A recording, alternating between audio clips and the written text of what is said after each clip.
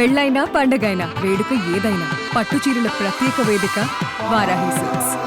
So అంటే బయట చాలా మంది కేవలం డబ్బుకి ఎరవేసి వచ్చి రేపు అంతా లాగేసుకొని నడి రోడ్లు నిలబెడతది మాధురి అనే సమాధానం చెప్పే వాళ్ళకి ఏం చెప్తారు? డబ్బు తన దగ్గరే ఉంది అసలు యాక్చువల్గా డబ్బు తన దగ్గరే ఉంది బాగా నా దగ్గరే ఉంది. నా దగ్గర ఉన్న ఆస్తులన్నీ రాసేసాను కదా, రాసేసి కుటుంబానికి రాసేసి నేను ఎంప్టీ హ్యాండ్స్ తో బయటకు వచ్చాను. ఇప్పుడు నా దగ్గర ఏముంటది? జనరల్ గా ఏముంటది? అన్ని ఇచ్చేసినాను కదా. లేవని నేను అంటలేదు, ఉన్నవన్నీ రాసేసి వచ్చాను.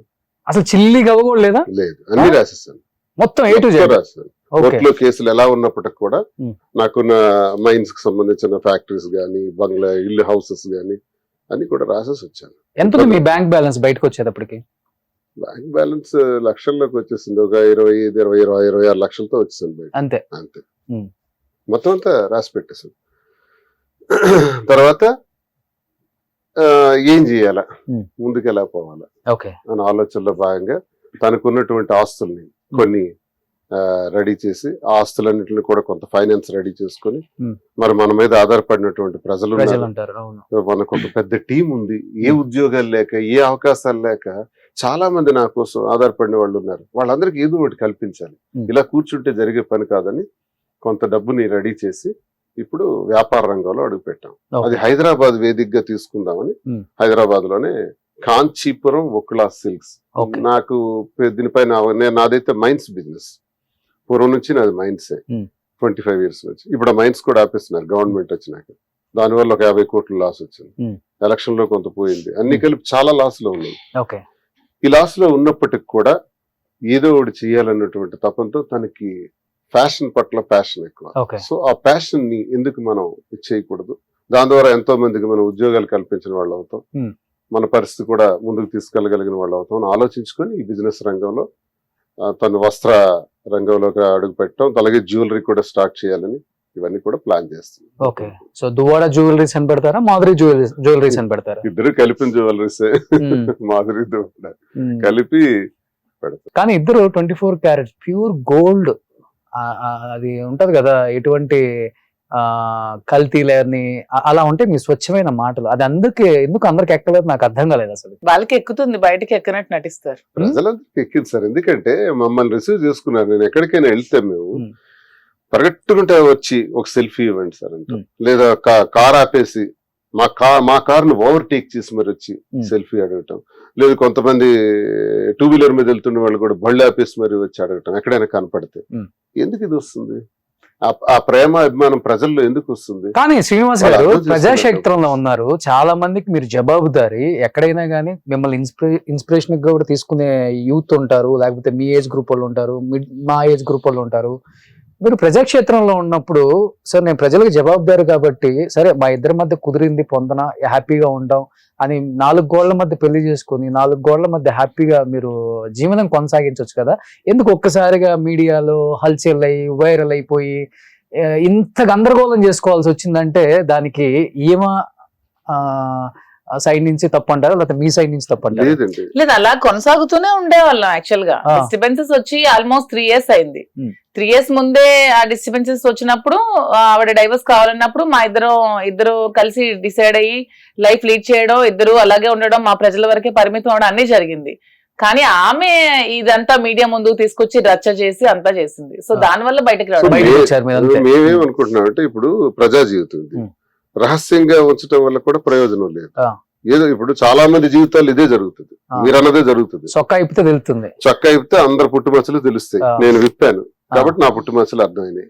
కానీ నేనేమంటానంటే, ఒక ప్రజా జీవితంలో నేను ఎప్పుడు కూడా రాజకీయాల్లో ట్రాన్స్పరెంట్ గా ఉన్నాను. ఇప్పుడు మీ ఎదురుగా ధైర్యంగా గవర్నమెంట్ లేనప్పుడు, అపోజిషన్ నా మీద టార్గెట్ పెట్టినప్పుడు, ఒకవైపు విపరీతంగా కేసులు పడుతున్నప్పుడు నా పైన ఎందుకు నా అవినీతి మీదో, అక్రమాల మీదో, భూదందాల మీదో, నా తాలూకా అధికార దుర్వినియోగం మీద కేసు పెట్టచ్చు కదా.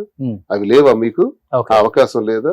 ఎంతసేపు నేను ఎవరికో ఏదో అన్నానని భావస్వేచ్ఛ, మాట్లాడే హక్కు నాకు రాజ్యాంగం ఇచ్చినటువంటిది, అందరికీ ఇచ్చినట్లుగానే. అలా నేను భావస్వేచ్ఛతో మాట్లాడితే అది నేరం కింద ఈ రోజు నా మీద కేసులు ఫైల్ చేసే బదులు నేనేమైనా నేరాలు చేశానో చూడండి. అదే అడుగుతున్నా ఈ ప్రభుత్వాన్ని. నేను ఎంత ధైర్యంగా ఎందుకు చెప్తున్నానంటే, ఈ రోజు ఈ క్షణం కూడా ట్రాన్స్పరెన్సీ, పారదర్శకత్వం ఉన్నాను కాబట్టి ఎంత ధైర్యం నాకు. ఈ రోజు ఇప్పుడు కూడా నేను చెప్తున్నా, ఈ రహస్యాన్ని కూడా ఎందుకు ఉంచాలి? సో ట్రాన్స్పరెంట్ గా ఉందామని నేను ఉందామని చెప్పాను కాబట్టి విమర్శిస్తున్నారు. చెప్పకపోతే విమర్శించగలరా? ఓకే. వాస్తవం చెప్పాను. వాస్తవాలు అది ఎలా రిసీవ్ చేసుకున్నా నా వాస్తవాలు నేను చెప్పాను. ప్రజలు రిసీవ్ చేసుకున్నారు, అర్థం చేసుకున్నారు. తప్పకుండా మా పక్షాన ప్రజలు ఉన్నారు. ఎన్నికల్లో కూడా నాకు అదే జరిగింది. నా మీద పోటీ చేసిన అచ్చెన్నాయుడికి 30,000 మెజార్టీ వచ్చింది. కానీ కూటమిలో ఎవరు పోటీ చేసినా 50,000, 60,000 వచ్చాయి. అచ్చెన్నాయుడే చెప్పాడు, రాష్ట్రంలో హైయెస్ట్ మెజార్టీ నాది అవ్వాలి, నాది 70,000 ఓట్ల మెజార్టీతో గెలుస్తానని. ఎందుకు 30,000కి పడిపోయాడు? నాకెందుకు 75,000 ఓట్లు వచ్చాయి? ప్రజల సపోర్టే లేకపోతే గత 2-3 ఏళ్ల నుంచి జరుగుతున్న ఈ రచ్చకి ప్రజలు నాకు అగ్రభాగానే కూర్చోబెట్టారు. సరే, వేవ్ నడిచింది, వాళ్ళు గెలిచారు. నేనన్నది ఏంటంటే మనం ట్రాన్స్పరెంట్ గా ఉంటే ప్రజలే గమనిస్తారు, ప్రజలే మనకు మంచి. ఇప్పుడు మీరు రాజకీయాల్లో ఉన్నారు కాబట్టి అతిపెద్ద ప్రాంతీయ పార్టీ వైఎస్ఆర్సీపీలో ఉన్నారు, అండ్ మాస్ లీడర్ అని చెప్తారు, అండ్ ప్రజల మనిషి అని చెప్తారు వైఎస్ జగన్మోహన్ రెడ్డి. సో అలాంటి నేత దగ్గర, అలాంటి పార్టీలో మీరు పనిచేస్తున్నప్పుడు ఎప్పుడు ఆలోచించలేదా? కరెక్టే, జగన్మోహన్ రెడ్డి లాంటి నాయకుడు నాకు తెలిసి ప్రపంచంలో లేడు. అంత మంచి మనిషి, అంత గొప్ప విలువలు ఉన్నటువంటి మనిషి లేడు. ఒక గొప్ప పార్టీలోనే ఉన్నా. నేను రాజశేఖర రెడ్డి గారితో అడుగులేసాను. చాలా మంది చెప్తారు పిఆర్పిలో రాజకీయ జీవితం ప్రారంభించాడని. అది రాంగ్. మీ ద్వారా నేను తెలియజేస్తున్నాను. పిఆర్పి వచ్చింది 2008లో, 8-9లో. నేను 2006లోనే Zilla Parishad vice chairman from Congress party. 2004లో కూడా పోటీ చేశాను. 2003లో రాజశేఖర రెడ్డి గారితో పాదయాత్ర కండక్ట్ చేసిన వాడిని. నేను స్టూడెంట్ పాలిటిక్స్ నుంచి రాజశేఖర రెడ్డి గారితో ఉన్నవాడిని. సో ఆ కుటుంబం గురించి, ఆ కుటుంబ విలువల గురించి బాగా తెలిసిన వాడిని నేను. ఆ కుటుంబంతోనే రాజకీయాలు చేసిన. జగన్మోహన్ రెడ్డి గారు అపాయింట్మెంట్ ఇవ్వట్లేదు దువ్వాడ శ్రీనివాస్ గారికి, నిజమాది? మొన్ననే కలుసుకున్నాం కదా. ఏం చెప్పారు మీ జంట మీద?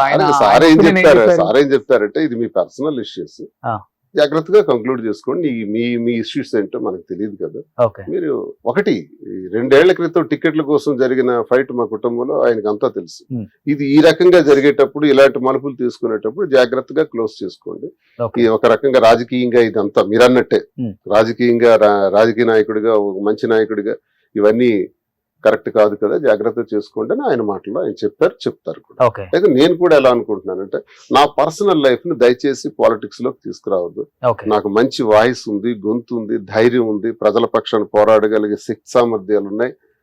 కాబట్టి నేను ప్రజల పక్షాన పోరాడాలన్నటువంటి ఒక ఉద్దేశంతో గట్టిగా ఈరోజు అపోజిషన్ లో కూడా ఇంత స్ట్రాంగ్ గా మాట్లాడుతున్నటువంటి నన్ను దయచేసి నా వ్యక్తిగత జీవితాన్ని తీసుకొచ్చి మాట్లాడటం వల్ల ప్రయోజనం ఉండదు.